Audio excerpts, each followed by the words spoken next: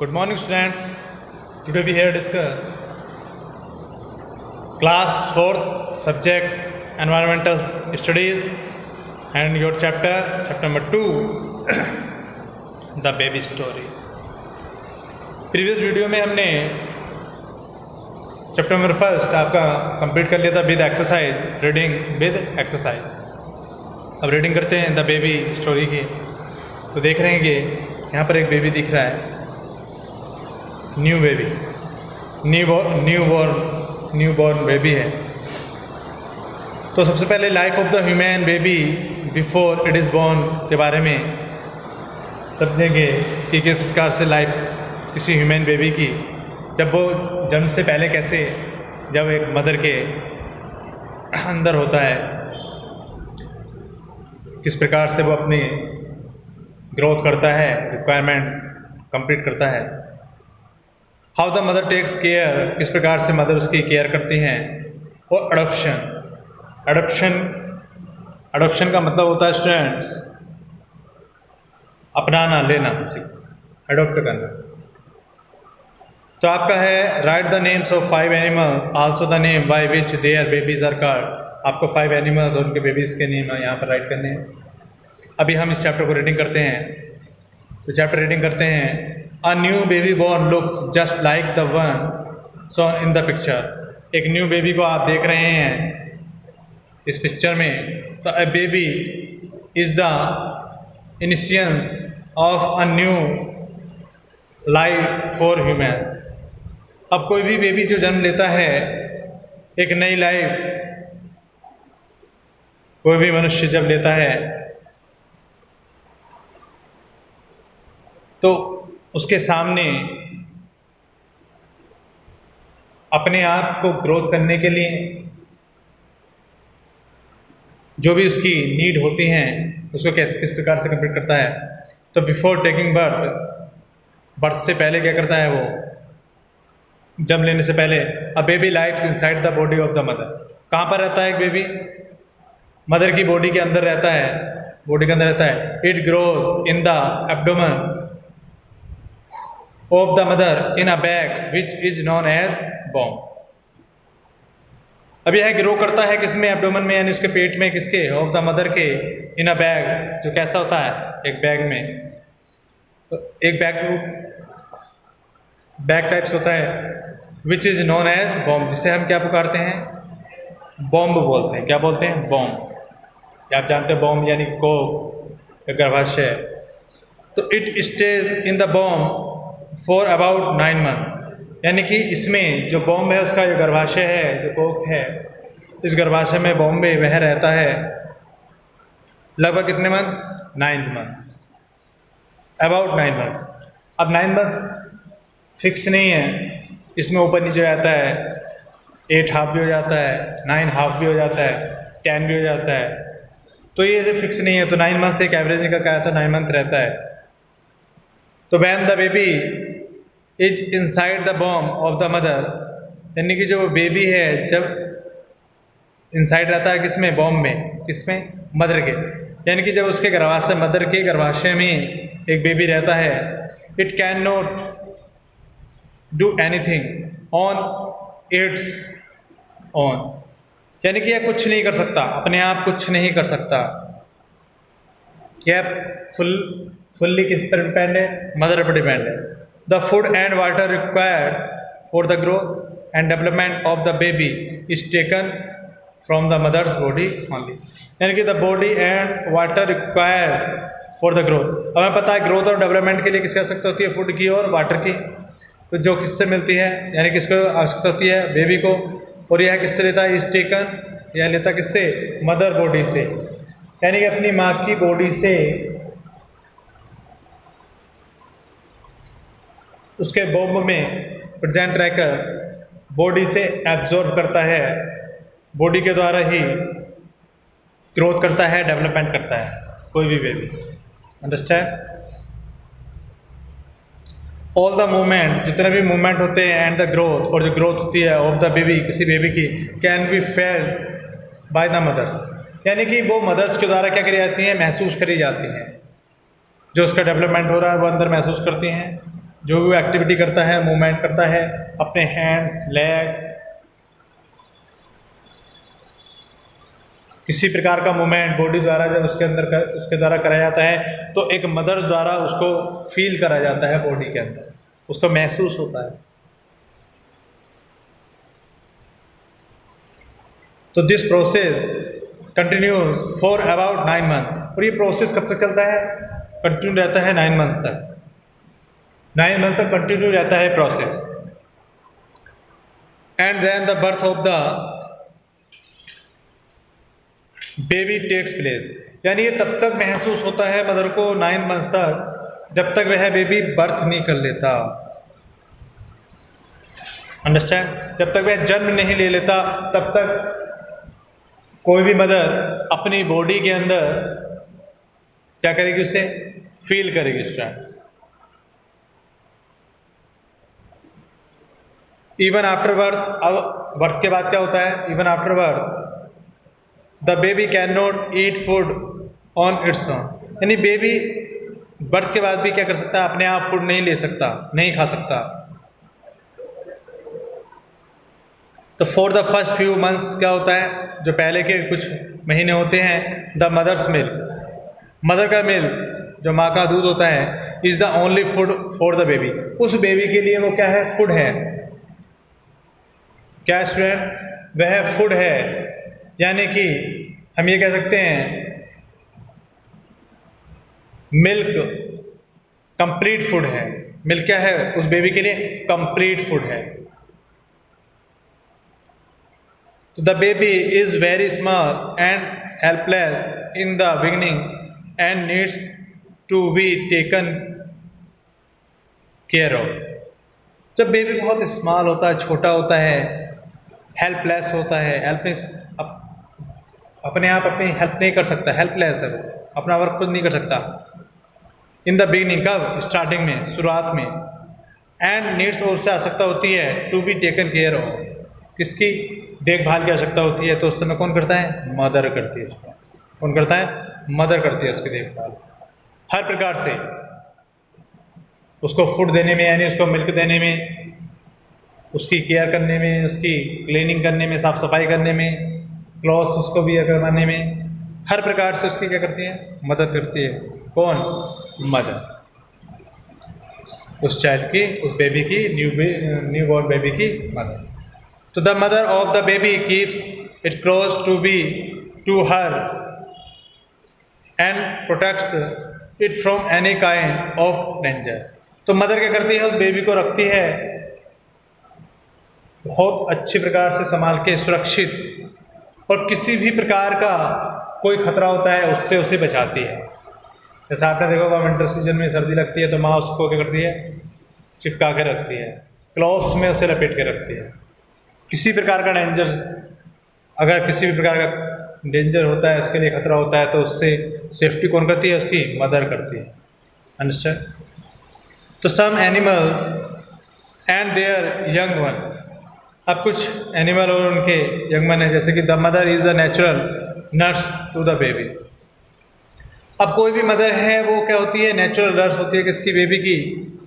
All the needs of the baby, जो भी उसकी नीड्स हैं, आवश्यकताएं हैं बेबी की, आर अंडरस्टूड, उसको समझती है। कौन? उसकी mother. By the mother and she fulfils them. यानी मदर द्वारा उसकी नीड्स को समझा जाता है, उस बेबी की नीड्स को समझा जाता है, और वह मदर उन सब को जो उसकी नीड्स होती हैं, रिक्वायरमेंट है, उनको फुलफिल करती है, उनकी पूर्ति करती है। तो she understand best what the baby needs and at what time. वह उन सबको समझती है, अच्छी प्रकार से समझती है कि बेबी क्या चाहता है और किस समय उसे क्या चाहिए होता है। आपने देखा होगा बेबी को जब भूख लगती है तो वो क्या करता है? रोने लगता है, क्राइंग करता है। क्राइंग से क्या समझ में आता है? क्राइंग दो प्रकार से करेगा, एक तो वो जब सिक होगा, बीमार होगा, और एक जब हंग्री होगा, भूखा होगा। तो माँ समझ जाती है कि उसका बेबी, न्यू बेबी जो बॉर्न है, वो कैसा है? भूखा है। तो क्या पिलाती है माँ? मिल्क पिलाती है उसको। और यदि उसके बॉडी टेम्परेचर ज़्यादा है या बॉडी अनकंफर्टेबल महसूस कर रहा है बेबी, तो उसको डॉक्टर के पास ले आती है, या जो डॉक्टर या घर में जो देख रेख उनके पेरेंट्स होते हैं, जो बच्चों की पहले से उन्होंने केयर करी है, वो उस बारे में उनके उस मदर को क्या देते हैं, नॉलेज देते हैं कि इसको क्या प्रॉब्लम है और कैसे करना चाहिए। तो मदर भी क्या करती है, नॉलेज गेन करती है अपनी बेबी के लिए। यानी कि मदर भी क्या करती है, सीखती रहती है अपनी, और किसके लिए, सिर्फ और सिर्फ अपनी बेबी के लिए, अपने बच्चे के लिए हर समय कुछ ना कुछ सीखती हैं। पहले से सीखा हुआ होता, जो नहीं सीखा हुआ था तब भी क्या करती है, ट्राई करती हैं सीखने के लिए, जिससे कि उसका बेबी कैसा रहे, हेल्दी रहे, हेल्पफुल रहे। तो the mother understands from the crying of the baby, यानी मदर किससे समझती है, बच्चे के रोने से, ऑफ द बेबी, और किससे, वेदर इट इज़ हंग्री, उसकी भूख से, फीलिंग वार्म, यानी उसके जो बॉडी वार्म हो रही है, गर्म हो रही है, और ठंडी हो रही है, कोल्ड हो रही है, it is having any other problem, तो उन सारी किसी भी प्रकार की प्रॉब्लम को समझती है। ठंडी बॉडी हो रही है तो उसको प्रॉब्लम है, इससे क्या बीमार है, गर्म हो रही है तब भी बीमार है, ज़्यादा अगर ज़्यादा वार्म है तो क्या करती है मदर, उसे फील करती है, फीलिंग करती है स्ट्रेस, अंडरस्टैंड। तो the baby also feels safe, अब जो बेबी है वो क्या फील करता है, वो भी फील करता है, सेफ महसूस करता है वो भी, when it is in the arms of the mother, कहाँ, जब वह अपनी माँ की गोद में होता है, आर्म्स में होता है, तो बेबी क्या करता है, अपने आप को सेफ महसूस करता है, उसे फील होता है, सेफ फील होता है। तुमने देखा भी होगा, छोटा बेबी होता है ना, तो अपनी मदर के जैसे ही टच में आता है वो छुप जाता है, क्योंकि मदर क्या करती है, उसको मिल्क पिलाती है, और या उसे भूख भी नहीं लग रही और वह बीमार भी नहीं है, उसके बाद अगर किसी के पास होता है तो वो क्या होता है, रोने लगता है। तो जैसे ही मदर के आर्म्स में वह आता है, गोद में आता है, तो बेबी चुप जाता है। क्यों? तो उसके टच से वो उस टच को फील करता है, महसूस करता है, पहचानता है, आइडेंटिफाई करता है, अंडरस्टैंड। तो as time passes by the baby grow, अब जैसे जैसे टाइम पास होता है बेबी क्या करता है, ग्रो करता है students, as the baby grow करता है, तो it learns many new things, हमें बहुत सारी चीज़ें सीखने को मिलती है, मदर्स को बहुत सारी चीज़ें सीखने को मिलती है, जब वह बहुत सारी चीज़ें सीखता है तो it starts walking and talking, वह क्या करता है, चलने लगता है कुछ मंथ्स बाद, जब वह 9 या 10 मंथ का हो जाता है तो चलने का ट्राई करता है, बोलने की ट्राई करता है। तो just like human beings some animals also give birth, अब आपने देखा होगा जैसे ह्यूमन बीइंग एक बेबी को जन्म देता है, इसी प्रकार से कुछ एनिमल्स भी क्या करते हैं, जो यंगमन होते हैं, न्यू बेबी होते हैं, उनको जन्म देते हैं, अपने यंगमन्स को बर्थ करते हैं। तो they are also fed and protect by the parent animal till they are big and strong and protect themself, यानी कि वे सब क्या करते हैं, उनको प्रोटेक्ट करते हैं, उनकी देखभाल करते हैं, उनको फूड प्रोवाइड करवाते हैं, उनको स्ट्रॉन्ग बनाते हैं और उनकी सुरक्षा करते हैं। यानी कि जिस प्रकार से मदर अपने बेबी करती है, इसी प्रकार से अदर एनिमल्स भी जो बेबी को जन्म देते हैं, न्यू बेबी वो बॉर्न की क्या करते हैं, सेफ्टी करते हैं, प्रोटेक्ट करते हैं, उनकी जो नीड होती है उनको फुलफिल करते हैं, उनकी पूर्ति करते हैं, अंडरस्टैंड। तो all parents love and care there child, अब आपको पता होगा जितने भी पेरेंट्स होते हैं वो सारे के सारे क्या करते हैं, लव करते हैं और केयर करते हैं, किसकी, अपने बच्चों की, अपने चाइल्ड्स की, जैसे आपको करते हैं आपके पेरेंट्स, आपकी मदर फादर आपको बहुत लव करते हैं ना, वेरी मच, बहुत अधिक लव करते हैं। आपकी मदर आपको बोलती भी हैं, है ना, आपके जो brother, big brother, Elder brother and sister होते हैं वो भी आपको बोलते हैं कि हम आपसे लव करते हैं, आपसे प्यार करते हैं। किस प्रकार से जताते हैं, आपको गोद में लेके, आपको हंसाकर, आपके साथ खेलकर। तो आपके पेरेंट्स आपकी जितनी भी नीड होती हैं उनको फुलफिल करते हैं, क्यों, because all parents love and care their child, understand. तो आपको भी अपने पेरेंट्स की क्या करनी चाहिए, केयर करनी चाहिए, लव करना चाहिए, क्योंकि आपके पेरेंट्स आपको क्या देते हैं, फूड प्रोवाइड करवाते हैं, क्लोथ्स प्रोवाइड करवाते हैं, आपको खाने के लिए प्रोवाइड करवाते हैं, पहनने के लिए प्रोवाइड करवाते हैं, आपको प्यार करते हैं, जो आप मांगते हो उसको आपको देते हैं। आप स्कूल में आते हैं तो आपको स्कूल में भी क्या देते हैं, आपके लिए बैग से लेके आते हैं खरीद कर अपने पैसों से, बुक को नोटबुक दिवाते हैं, पेन दिवाते हैं, जो भी आपकी नीड होती है वो सब चीज़ें आपको दिवाते हैं, बिकॉज योर पेरेंट्स क्या करते हैं, आपको लव करते हैं। अंडरस्टैंड? तो they try to give the best of their child. अब ये सारे जो पेरेंट्स होते हैं वो क्या करते हैं, अपना बेस्ट देना चाहते हैं, किसको, अपने बच्चों को, देयर चिल्ड्रन को। हर कोई अपने बच्चों को अपनी जितनी उनकी कैपेसिटी होती है, जितनी उनकी क्षमता होती है, जितना वो अपने बच्चों के लिए कर सकते हैं वो उतना करते हैं, अपना बेस्ट देते हैं, give the best to their children. Understand? सबकी कैपेसिटी अलग होती है, कोई ज़्यादा कमाता है, कोई कम कमाता है। अब कम कमाने के बावजूद भी वो क्या करते हैं, उसी पैसे से आपकी सारी आवश्यकताओं की पूर्ति करते हैं, जबकि अपनी आवश्यकता की पूर्ति वे नहीं करते। क्यों? क्योंकि आपसे आपके पेरेंट्स, आपकी मदर, आपके फादर प्यार करते हैं, तो अपनी आवश्यकता के अनुसार जितना उनसे हो सकता है वो सब कुछ करते हैं आपके लिए। ये तो आप जानते हैं कि डिफरेंट टाइप्स के पीपल, ह्यूमन बीइंग यहाँ पर रहते हैं, कोई अमीर है, कोई गरीब है, क्योंकि प्यार सब अपने बच्चों को करते हैं, अमीर भी करते हैं और गरीब भी करते हैं। अंडरस्टैंड? तो आपको भी क्या करना है, अपने पेरेंट्स को, अपनी मदर को, अपने फादर को, अपने एल्डर ब्रदर सिस्टर को, जो भी आपके फैमिली मेम्बर है, उनको आपको क्या करना है, लव करना है, केयर करनी है, उनकी रेस्पेक्ट करनी है, और जो भी वो कहते हैं ओबे करनी है, उनकी आज्ञा का पालन करना है। अंडरस्टैंड? तो the parents to which a baby is born are known as its natural parents. यानी जो पेरेंट्स होते हैं स्टूडेंट्स, जो बेबी को बोर्न करते हैं, जन्म देते हैं, जो बेबी को बोर्न करते हैं, जन्म देते हैं, वो क्या कहलाते हैं, उनके नेचुरल पेरेंट्स कहलाते हैं। नेचुरल यानी रियल पेरेंट्स हैं, ठीक, वो उनके नेचुरल पेरेंट्स हैं। There are many unforeseen accident that can happen in one's life. अब कभी कभी क्या होता है, अनेक अनपेक्षित, जो हमने सोची भी नहीं थी, कोई एक्सीडेंट वगैरह में इस प्रकार की कोई दुर्घटना हो जाती है जिसमें कोई भी व्यक्ति क्या हो जाता है, नहीं रहता इस दुनिया में। तो some babies loss their parents in such accident. तो कुछ बेबीज क्या कर देते हैं, लॉस कर देते हैं, खो देते हैं, किसको, अपने पेरेंट्स को।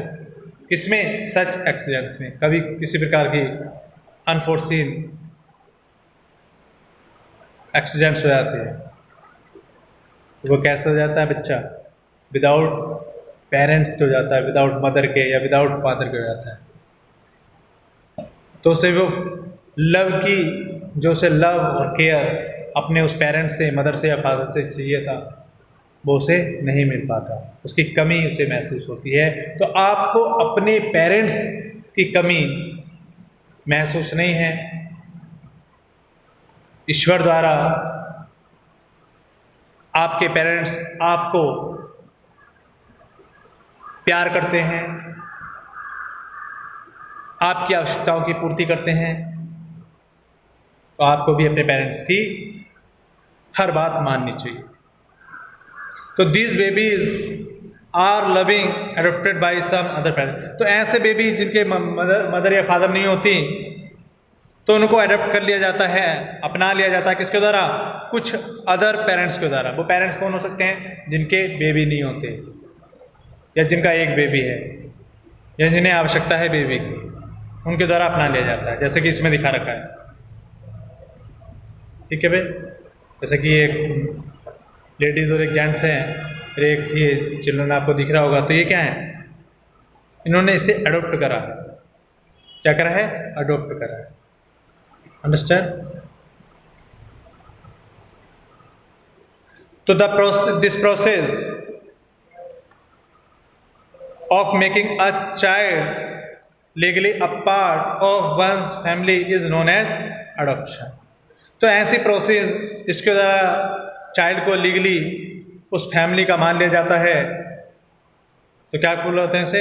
अडॉप्शन कहते हैं। क्या बोलते हैं? अडॉप्शन, दत्तक। क्या बोलते हैं? दत्तक। जैसे कि आपने सुना होगा रानी लक्ष्मीबाई का नाम, उनकी कहानियां सुनी होंगी। उन्होंने अडॉप्ट करा था, उनका कोई चिल्ड्रन नहीं था, तो उन्होंने एक बॉय को, चाइल्ड को अडॉप्ट करा था, तो वो अडॉप्टेड चिल्ड्रन कहलाते हैं। क्या कहलाते हैं? अडॉप्टेड चाइल्ड कहलाते हैं। तो the child is then known as adopted child. तो ऐसे चाइल्ड क्या कहलाते हैं? अडॉप्टेड चाइल्ड कहलाते हैं, जिन्हें दत्तक पुत्र कहलाते हैं। दत्तक पुत्र या पुत्री कहलाते हैं। अंडरस्टैंड? तो ये हमारा चैप्टर कंप्लीट हुआ। अब हम नेक्स्ट वीडियो में आपकी चैप्टर नंबर 2 की द बेबी स्टोरी की एक्सरसाइज कंप्लीट करेंगे। ओके स्टूडेंट्स, नेक्स्ट वीडियो में हम एक्सरसाइज को कंटिन्यू करेंगे। Thank you.